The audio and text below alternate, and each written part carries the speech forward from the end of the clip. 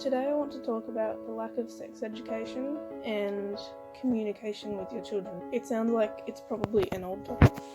Trust me, there are still so many people who believe that either sex education is wrong, full stop, or sex education is wrong until a certain point, a certain age, or till you get married or are about to get married. I believe the majority of the people who believe this, it's from a biblical stance, but it's actually very dangerous not to educate. I've got 2 stories to tell, and I'm not telling these stories for pity or sympathy or views, although I'd like extra views because that would mean the message is getting out. I'm doing it because I think it's a topic that really needs to be talked about, and yes, people don't talk about it, so it seems like it's not a problem, but it is because people keep quiet about these kinds of things because it's taboo. They just don't want to talk about it. So I've got 2 stories at around the age of 12-ish, I'm not sure. I got my period for the first time. I had no idea what it was. I thought I was internally bleeding. I thought I was dying. I couldn't tell anyone or didn't tell anyone because the type of relationship I had with any adults at the time, which were just my parents, was crap. I didn't trust them to talk about personal stuff. It was just not a healthy relationship. It still isn't. It's not a healthy relationship. And so as a result of that, when I had any extra money, I would save it so I could buy period stuff because I wasn't going to ask my mother for it. When I didn't have any money for it, I would use makeshift things. I would use toilet paper. I would use the diapers that were around because we still had babies in the house. When my mother finally did do the most sex education she has ever done, she showed me about periods, but it was very inaccurate. It didn't make any sense. I would have no idea what she was talking about if I didn't already know what was happening, because I had ended up looking it up. It happened for a year, close to a year. I thought I was dying, and then I just looked it up and was like, oh, okay. After she told me, I still bought my own stuff, and that is because the type of communication between mother and child has been unhealthy. In order to be able to talk about these kinds of things with your female children, you have to have their trust, you have to have their respect, you have to have a personal relationship with them, and you have to take the time to get to know them. You can't just one day sit down and talk to them about periods when the main thing that you've been in their life is the person who spanks you. That's what it felt like. That is the first story. I don't want any 11, 12-year-olds to be thinking that they're dying and bleeding internally, and it's just wrong. You should know what's going on with your own body. It's your own body. And you shouldn't be told after it starts happening. You should be told what might happen to your body and what will happen to your body, because that's what's healthy. I promise you, educating children on basic sex won't want them to have sex more.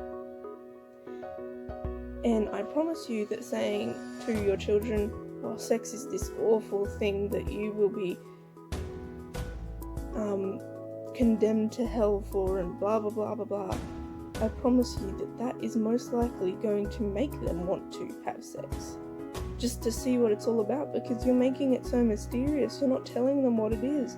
If you just give them the facts and tell them what's going to happen to your body and why it's happening, what's the harm in that? It's education. Second story. As you can see in the title, I got raped around 10 years old. No, this didn't happen because I went into the city and it was past midnight and I went down a dark alley and I got mugged and raped. No. This happened in the backyard when my parents were home, up the road within earshot. This crime was committed by someone who lived with us, who my parents obviously to a certain extent trusted. Because he lived with us, he was obviously very aware of the indoctrination and the types of things that my parents believed, the types of things that they didn't teach us about. He used that ignorance to trick me. In our household, there's black and white. There's no grey in the middle. There's nothing you can do if you want to, but you don't have to. It's either wrong or it's right. Either you can't do it or you have to do it. Therefore, when he told me that your parents do it, I felt like I had to do it. I still didn't know what was happening. I had no idea. I was 10 years old. I had no idea what this was. He said it was a game. Eventually, after a very short period of time, I said I didn't want to do it anymore, and I was going to go talk to my parents about it, because I thought, well, apparently I have to do it, but I really don't want to. It hurts. It's very rare for me to want to go to talk to my parents about anything, but at this point I didn't want to do it anymore. And this is when he turned it around and said, no, it's actually very bad. They will be so mad at you if they find out you're doing this, and if you stop, I will tell them. Obviously, this freaked 10-year-old me out.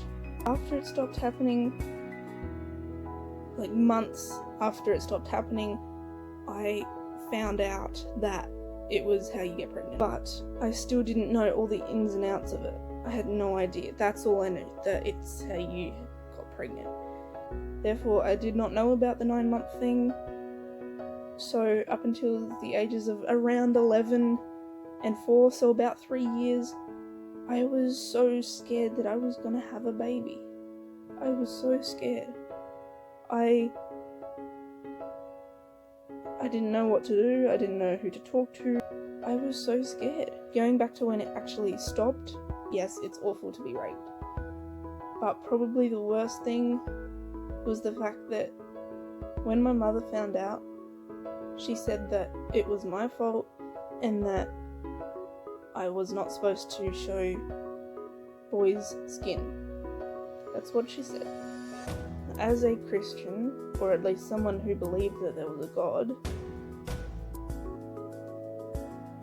I was feeling so guilty for so many years. It wasn't till 6 years later, or around about 6 years later, that I started to realise, no, this wasn't my fault at all. I was tricked, I was manipulated, I was violated, and the crime was committed against me. Up until that point, I didn't realise it was even a crime. And now I'm wondering, why the hell did she not report it? Why? She kept it quiet, and not even the majority of my siblings knew about it until this year, 8 years later. Believe it or not, there are many families, religious and not, who cover up sexual assaults within the family, or within the family circle, within family social circle, family friends. Young girls and young boys are having to live under the same roof of their perpetrator. My stories, yes, they're shocking, but unfortunately, they are not uncommon. It's a lot more common than we think because nobody talks about it. So that's all I have to share with you today. Thank you for watching. I'm not telling you if you as a parent should sex educate or if you should let the teachers do it at your school. I'm not telling you how to do it. I'm saying it needs to be done, and it needs to be done accurately. If you do decide to delay sex education, you need to protect your child. like I say, what happened to me, it happened in the backyard. For some reason, even though statistics